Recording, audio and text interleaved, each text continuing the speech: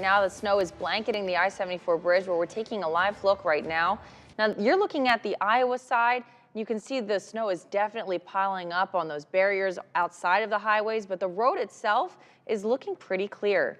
You know, it's a very busy morning out on our streets as crews work to make sure your commute is as safe as possible. And we're tracking their progress as we head into a very snowy day. And joining us now live to help us track road conditions is Craig Barkfried, who's the Winter Operations Manager for Iowa's Department of Transportation. Good morning. Thank you for joining us. Can you give us an overview of what crews are seeing right now?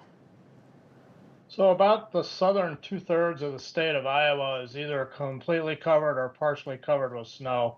When I just checked here just a few minutes ago, we have right around 600 plows that are already out on the system, doing the job of getting that snow removed from the pavement. We've had crews out pretty much most of the night dealing with this. Obviously, that started over in the western part of the state in the Council Bluffs area and has progressed east to your part of the state. And Craig, could you tell us how many snowplows and drivers are at the ready for this kind of snows? You know, like what kind of shifts are they working? So we have roughly 920 plows spread across our 100 garages across the state. We have roughly 1,000 full-time staff and then about 420, 430 seasonal staff that are come in and augment our full-time staff when we get into situations like this. From a staffing shifting standpoint, our crews started basically last night on a 12 on, 12 off pattern, and that varies just a little bit per garage, but pretty much a 12 on, 12 off pattern right now. And talk about what roads does Iowa's Department of Transportation cover? We cover the interstate system, all of the state and federal highways across the state.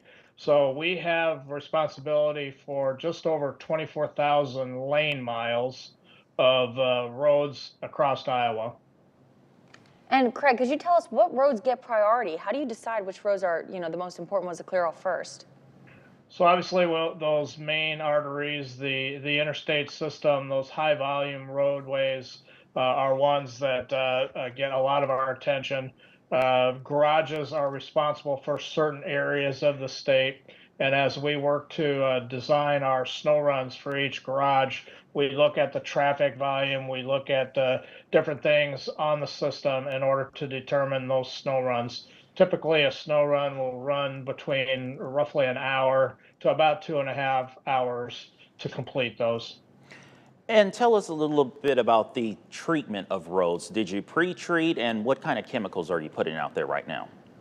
Well, as you all mentioned earlier today, with these colder temperatures and the type of snow that we've got, salt is a lot less effective. And so we didn't do a lot of pre-treating before this storm because of the temperatures, because of the type of snow. We didn't want to create a situation where we got some freezing and then, or excuse me, some melting and then refreezing going on the pavement that would make it conditions much worse. And Craig, where can people track these conditions for themselves throughout the day today? Best source of information is our 511 website. You can go there and find up-to-date information on our road conditions.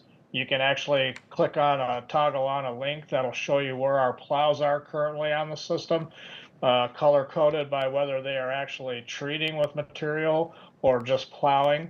There's also a link on there where you can click on our plow cam photos. We have all of our trucks are equipped with a in-cab forward-facing camera that takes a photo every 2 minutes.